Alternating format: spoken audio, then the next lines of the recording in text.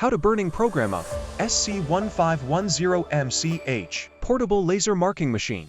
Step 1. Preparation. Screwdriver and burner. Step 2. Remove 14 screws.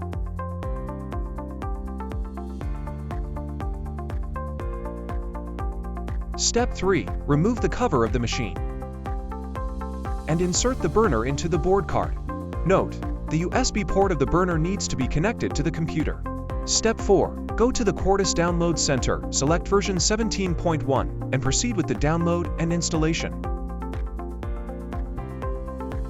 Step 5.1 Run the Quartus program. Click Programmer. Hardware Setup. Currently selected hardware, USB Blaster, USB 0. Step 5.2 Click Add File, select Burn File.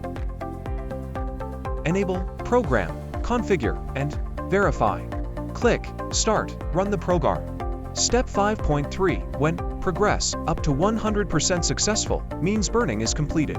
Step 5.4 Restart the protable laser marking machine.